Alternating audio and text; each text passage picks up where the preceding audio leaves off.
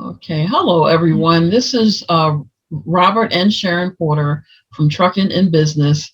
And today we have a special guest that's going to be talking to us about dispatching. His name is Walter Braxton Jr. And we have the pleasure, we have actually been in clubhouse rooms with him on several different occasions. So we wanted to interview him today to talk to us about the dispatching course that he has developed. Walt, without further ado, why don't you introduce yourself? Tell us who you are and what you do. Name Walter Braxton Jr. I am a one truck carrier out of Richmond, Virginia, or at least just east of Richmond or west of Richmond, Virginia. I'm sorry. I've been driving for going on 13 years, been an owner operator for going on 7. Um, Most of the stuff I usually do is about spot freight. I usually run North Carolina, South Carolina, Virginia, Maryland, Delaware, not too far, more, regional, semi-local, regional, if anything. Been self-dispatching myself my own truck for about the last 5 or 6 years now. And that's pretty much it. As far as an introduction, we'll keep it short and sweet. Okay. Okay. Well, why don't you tell us about this dispatching course that you have developed? And I know when we were on Clubhouse, when you were actually presenting it to a group of us there, um, I was telling you that I went through load training probably back in 2011, 2012, somewhere around there. And I actually paid close to $3,000. We actually paid close to $3,000 for me to go to that. We have, of course, made that money back and some, but it was definitely a valuable course for me to go through in order for us for me to dispatch us. So why don't you tell us about that course? The course I created, first and foremost, I made it for a couple of reasons. One reason, we had a room one day. We had a clubhouse room, like you said. You met us off Clubhouse. We had a clubhouse room where we talked about dispatchers, brokers, and carriers. We have been known to be anti-dispatch for a while, and that's not the case. And I'll explain that in a minute. But some people, wanted to say that, we were against dispatchers. We hated, we didn't like dispatchers. We despised them, so on and so on. So I'd also in that period of time and heard folks about how, they were getting someone that was charging $1,000 for dispatching, of course. And I was like, man, $1,000, like what? Dispatching to me, I'm like, this is, it's fairly easy. Granted, you got to learn trial through error. Some things you're not going to know right off the bat, but you learn, different stuff you pick up on while you become a dispatcher. So I'm like, $1,000 learn this stuff? I'm like, nah, that's crazy. So, one day, we was in the room and I told, we had quite a handful of people in there. And I said, hey, I tell you what we're going to do. And Will is the other, the group, the guy, he created Road Warriors on this clubhouse group he got. And I told him, I said, hey, I tell you what, I know how to get these people to think that, we don't like dispatch. And I said, I tell you what, I'll offer a dispatch course free. And I said, I won't charge nothing for nobody. Don't want nothing. Don't want anything. I just want to teach everybody what I've known and what I've learned over the last 6-7 years of doing this. As I've told him and I told others, I think this is fairly easy in my opinion. Granted, I know some other people learning can't be as quick as others, but I said, I'm willing to create something that I can share to others, if I can. So after that day, I think it was that Wednesday, Thursday. I think it was last Wednesday, which was the 3rd or 4th of January 2022. We had a big snowstorm over here on the East Coast, and our lights got knocked out. So I didn't necessarily have anything to do after that. So it was perfect time, and I was at my mom's house, and she had power, but all my amenities was at home that I don't get to really enjoy. So I said, you know what? Let me come up with something, right? I said, let me do something. So it took me about 3.5, 4 hours to create a rough outline of pretty much the whole course in about 4 hours. Shared it with P. P is another one that's been with us for a while on Clubhouse that we met. And she had took in about 2 or 3 dispatching courses. And I said, hey, P, read over this. Now, what you think about it? And she read it. And the first thing she said, you did that in 3 or 4, you did that in 4 hours. And it was about 20 pages long, 21 pages long. And she said, you did that in about 4 hours. I said, yeah, I did that in 4 hours. And she was stunned. She couldn't believe it. And I was like, "What? Are you stunned because a truck driver who didn't go to college created that and has been out of school in the last 16 years did that with no help? Or what part of you, what are you stunned by?" And she said, "Well, first and foremost, I said this is really good, but you need to add a few things." But one of the main things she told me that really grabbed her about that piece was she said, when she's done most dispatching courses, she said it seemed like it's been from like a owner's perspective, like a owner's or quote unquote, like kind of like a broker's perspective. But she said that was the first one she's ever seen where it was from a driver's perspective. So when she read it and she was like, yo, this is most definitely from a driver's perspective. And I've never seen nothing like this.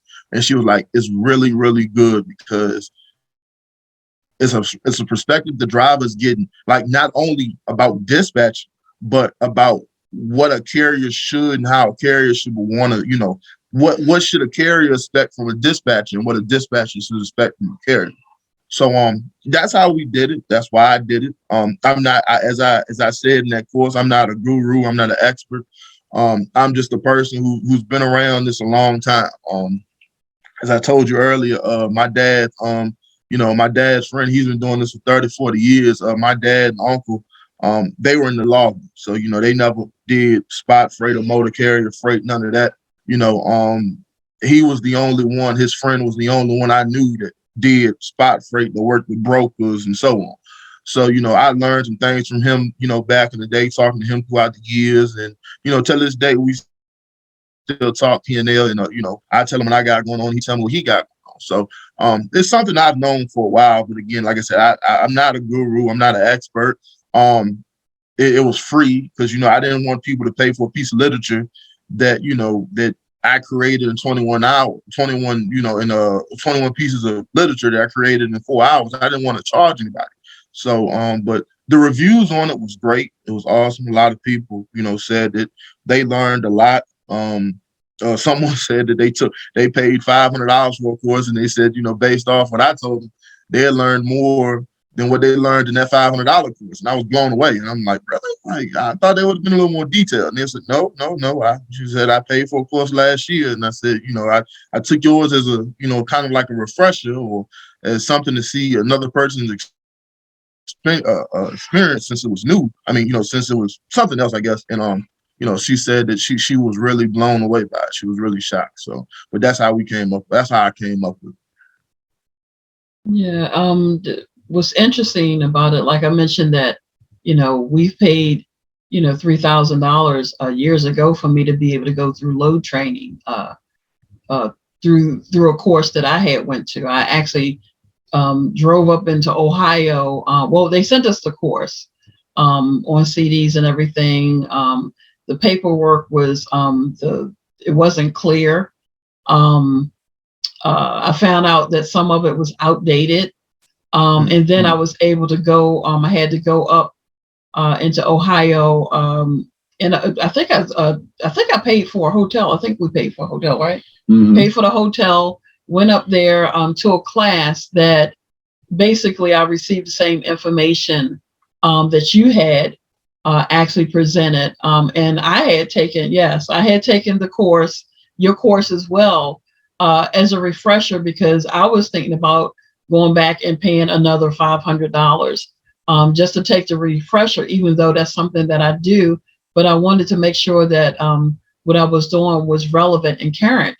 But the information that you presented was on point. I said, well, shoot, I don't have to go and take a take a refresher. I just took it with you, so Right. yeah, I mean your information, and like I said to you on Clubhouse, you need to put it in a book and sell it. Because the thing about it, the information the information that you presented is relevant. Is you didn't Right. sugarcoat anything like that. You presented that information that's necessary for you to be able to obtain a load. Is there anything that you wanted to add, Robert? Well, just listening to how you presented this thing, I realized, and you made a key point there, and the key point is from a driver's perspective. See, because the thing is, we need to understand from our point of view how important this dispatch piece is. Mm-hmm. And see, a lot of people come in don't understand the importance behind it. Now, me and my wife together, we've been in the trucking industry for over 40 years. It had really, really changed. Mm-hmm. And so the thing is, I realized that a lot of people want to add height and leave out the basics when it comes to doing any kind of training. So what you did was you brought things right back to the basics, and you nailed this thing the way it should be. And man, all I can say is, man, he is just dead on a lot of things here. And I was just laughing. I just laughing about it. I said, it's amazing how we spending all this money. And I said, you know what?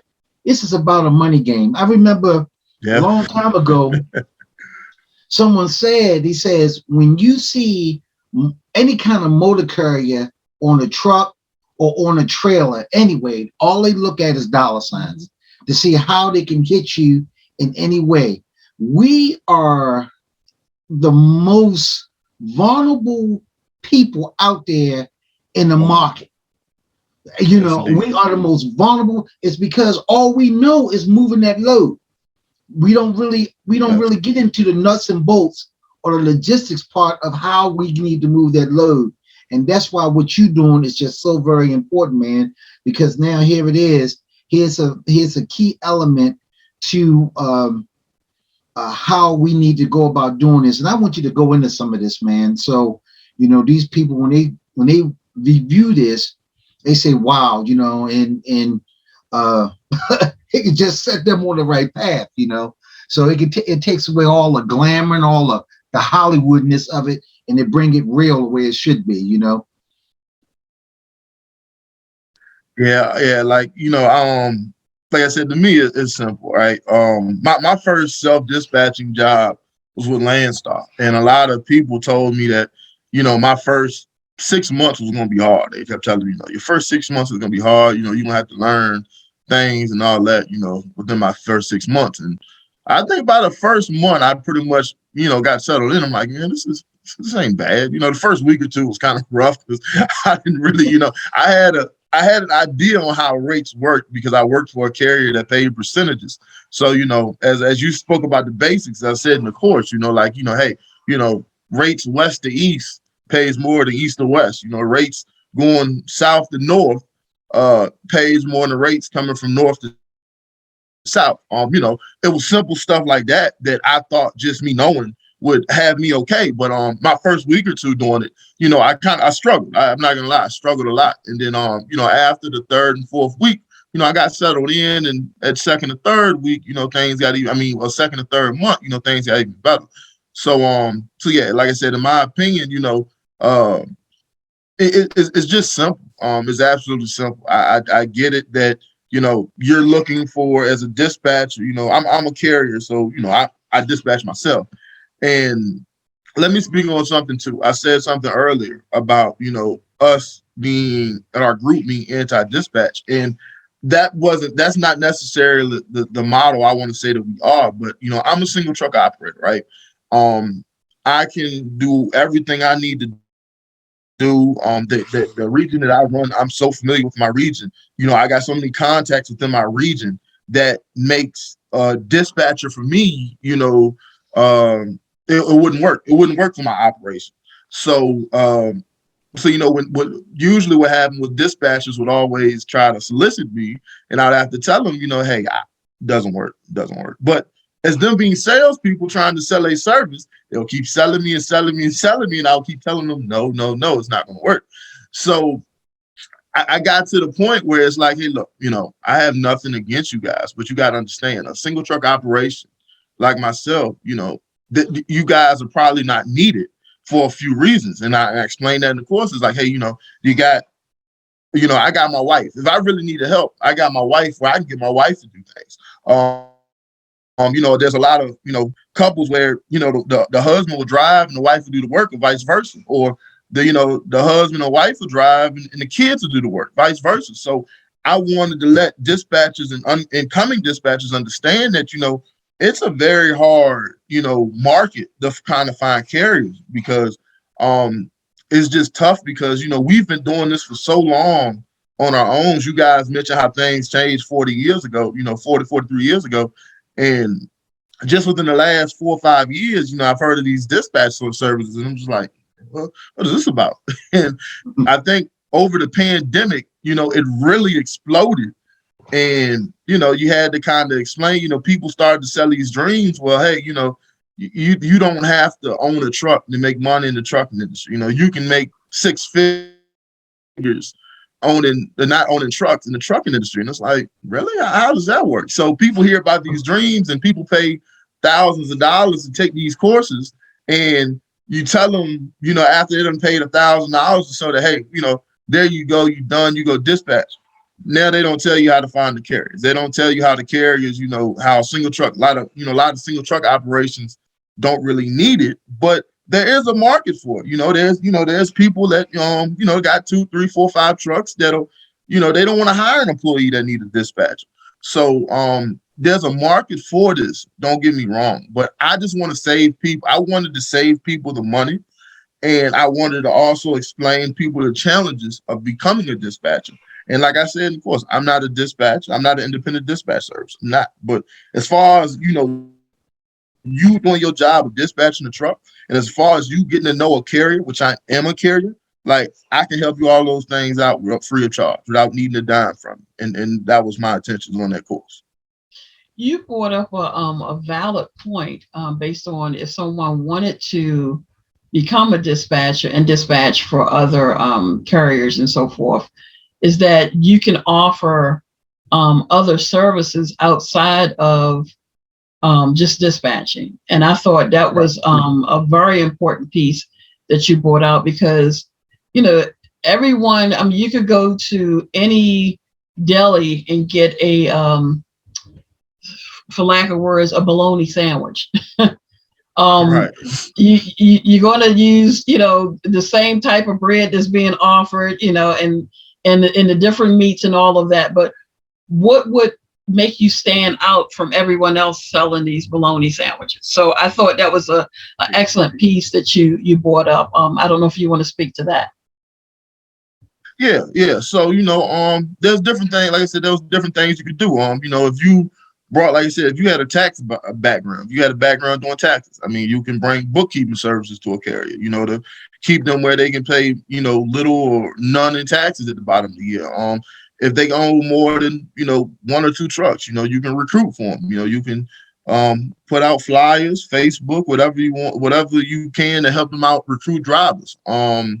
You can also, there's if the IRP, different back office things you can do to make because it's all about making the the carrier's job easier. Especially over the last year or two, there's a lot of people that's became investors, quote unquote. So, a lot of investors don't have a clue about this. But hey, you can hire, you can try to convince an investor and say, hey, I'm someone that I can help you grow up, grow this business, independently from my side. And it's all about making that owner and that carrier job much easier. Like I said, if the RP tracking, things of that nature.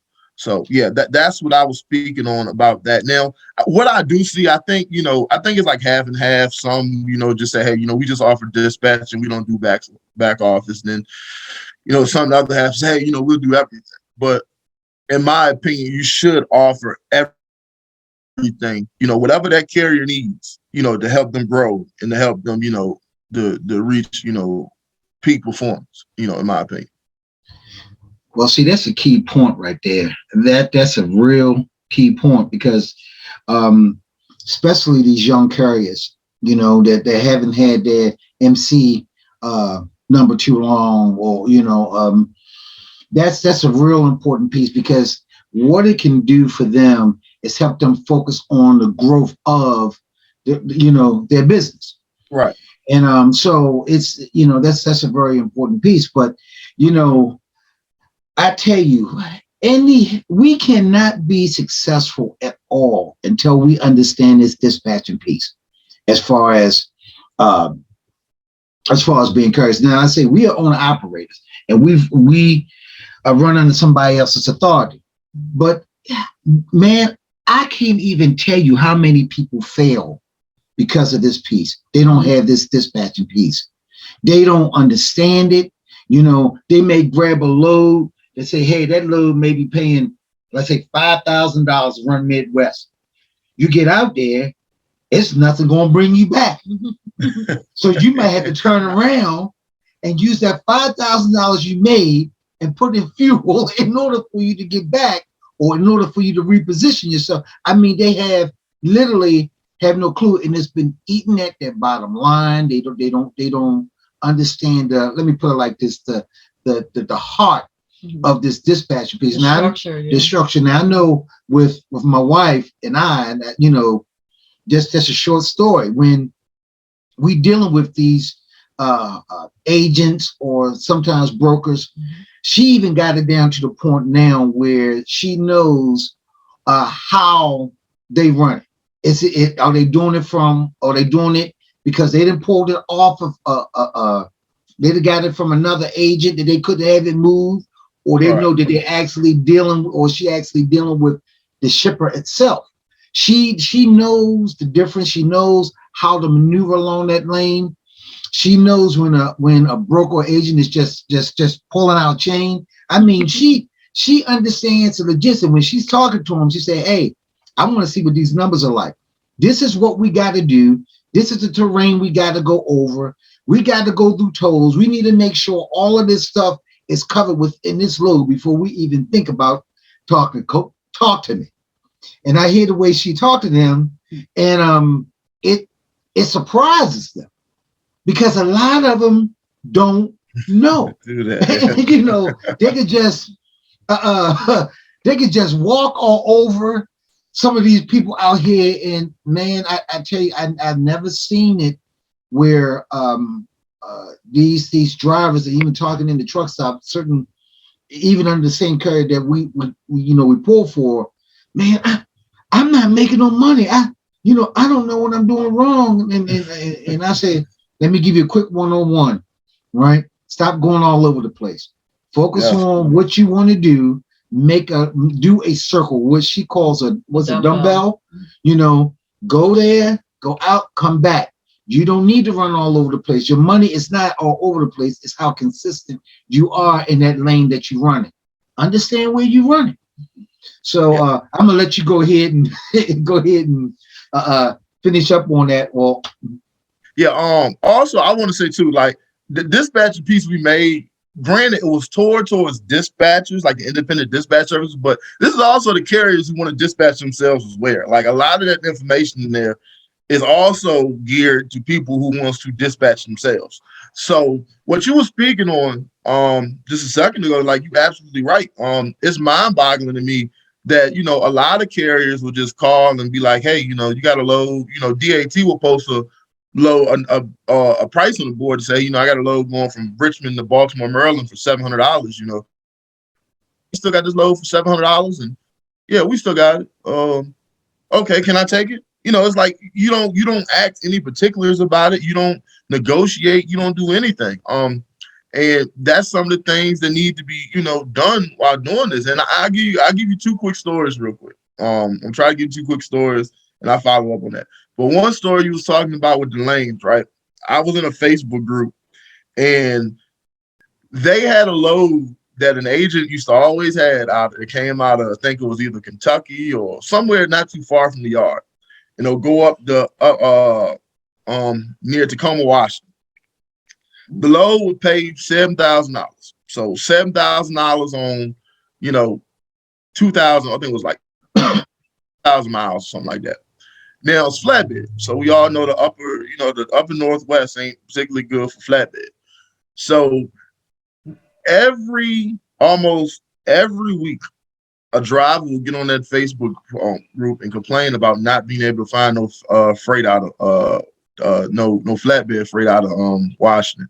And every week, who fell into the trap out of orientation for a load that paid them $7,000 to go to the upper Northwest, and they would have to deadhead close to 800,000-900,000 miles to find them another load.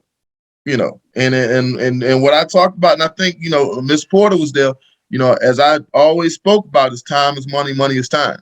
You ain't making no money if you deadheading 600-700 miles to your next load. Right. You ain't making no money. Granted, the load sounds good for you to go up there, but you got $7,000 and now you about to lose a day and maybe a day and a half, and still you ain't gonna make good money coming out of that area, because you're coming out of the far Midwest looking for something, and it's gone. So that's why I tell everybody that the dispatchers themselves, and even as a dispatcher, learn your carrier. Learn out how your carrier wants to run. I mean, if your carrier just want to run the Midwest, I spoke about how good and lucrative the Midwest was. From St. Louis to Chicago to Indianapolis to Ohio, Detroit.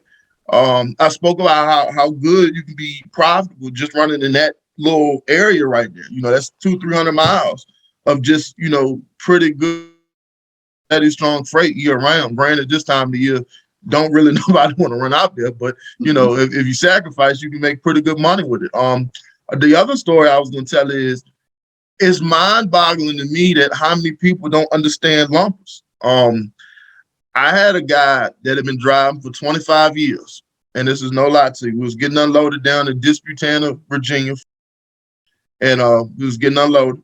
And the guy, just decided to sit there and talk to me. He came to me complaining about something, sitting my windows down, and he came to me complaining about something. And me being friendly, I thought I'd talk to him, just talk to him just to tell he stop anyways. And he asked me, he said, "Well, how much you paid for your lumper?" And I said, I said it was about $100. And he said, "Man, they charged me about $400 for the lumper." He said, "Yeah, $400 I got to pay for these people to unload."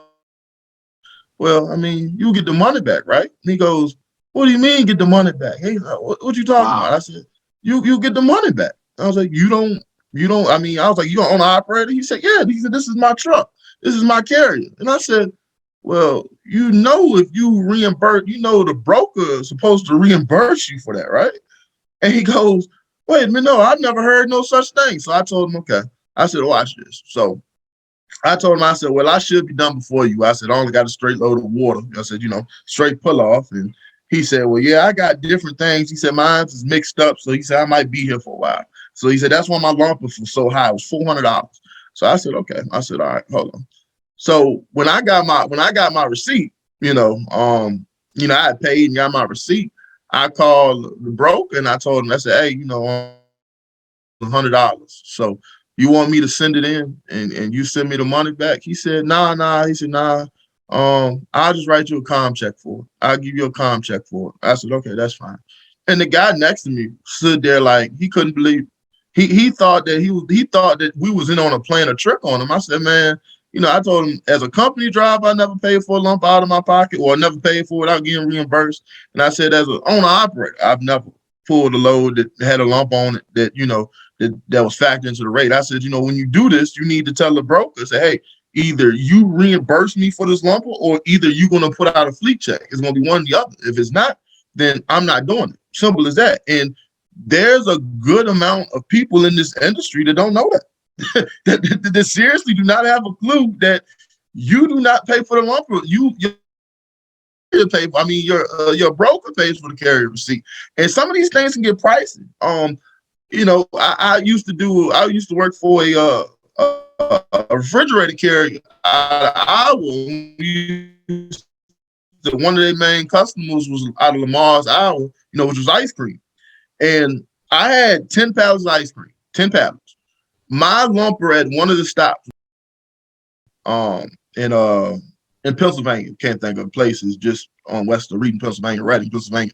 And they charged us $600 to unload that. And what it was is that they took off each little thing of ice cream. Like it could have been like a 1 pack of ice cream that had like 6 cartons and put it on a pallet by themselves. So when they broke down all that ice cream, it was $600. You don't pull the load from Lamar's, Iowa over the broker told you he'll give you $3,500 for it. And that's on, well, look, it's on 1,000 miles. So reefer rates are a little bit high. So let's say on 5,000, they gave you $5,000 on 1,000 miles to go out there. And you done lost a quarter of your money, spend it on a lumper receipt because you didn't know that you supposed to reimburse the broker, or the broker supposed to reimburse you. So, people out here are predators, man. Like brokers are predators, dispatchers are predators, carriers are predators. Like everybody in this transportation industry are predators, man. And like that's why, I love my daddy, God bless his soul, my uncle friends, my dad friends. That's why I loved all of them. How much the trucking game was full of predators. It's about getting over on people that don't know nobody. You know what I'm saying? That's very true. Right. And we used to be dispatched. Do them. They used to dispatch us. And I realized, I say, you know what? If they don't like you, or if they don't like the way you handle certain things, there's your money. It allows them to play with your money. Yes. And I said, this got to stop, because I'm gonna tell you what happened. We would pick up a load. Let's say we would pick up a load out of Washington State of apples, and we start bringing the load down into Florida. What they would do, they will stop us 400 or 500 miles outside of Florida for where we had to deliver, want us to recover a load because the person that was on the load originally could not deliver the load, but they may be about 100 miles away, or whatever the case may be, or whatever. So there it is. That then chopped into my revenue right there. No reimbursement, nothing to save the load, no nothing. So I have been on that end where I have seen these dispatchers have really tried to put you in a situation that they can control your money. And that's not the only place I have dealt with that, several other. And I said to my wife, I said, this is ridiculous. And to the point, it gotten so bad to the point that we went to the upper management and we sat down and I laid it out to him. And I told him how much money was losing, what was going on. And he did not expect for me to know all of this. From that point on, they didn't bother us anymore, because we realized right there, knowledge is power. Right. Right. So then even before this thing that they use, there's no forced dispatch. Oh, that's a bunch of mess. You don't, man. I'm just talking about working with another, working for somebody else dispatching your carrier that has their own dispatcher. They're dispatching. They say, oh, ain't no forced dispatch, but yet they don't tell you if you don't take that load, you're gonna be sitting for 4 or 5 days. Right. They don't tell you that when you need to go home, they're gonna send you away from your home instead of sending you home. And see. One of the biggest things, I've never ran true over the road, right? Most of my stuff has always been, I would go out and back. But I used to park my truck at a truck stop, up there, at the 89 on 95 in Ashland. I used to park my truck there. It was so common to get there on a Friday night and see like a mega carrier or a carrier that was out of state, parked next to me, with the guy sitting in his truck. and come back Monday morning, that same guy was sick. Mm-hmm. Really, like there, you can't tell me there's not enough freight in this world where we can start, Wednesday, Thursday, you start getting these guys back towards their house. Like, one of the most depressing things to me would be you in your mid-30s with kids at home, and you sitting out in the middle of Kobe, Kansas, on a 70 from late Friday to early Monday. And your dispatcher or your carrier still don't got you on the load. You got to wait till they come in on Monday to get you loaded. Like that always sounded absolutely insane to me. I could never get it. And I'm pretty sure you guys heard me speak about how precious my daughter is. I love my daughter to death. It would literally drive me in. I drove for a carrier and they did that to me. They wouldn't let me come home on weekends. Even if it was a 34. If you at least gave me a 34 and I made good money, I could deal with it. But if you end up parking me out in the middle of nowhere for 72 hours, couldn't do it. Could not do it.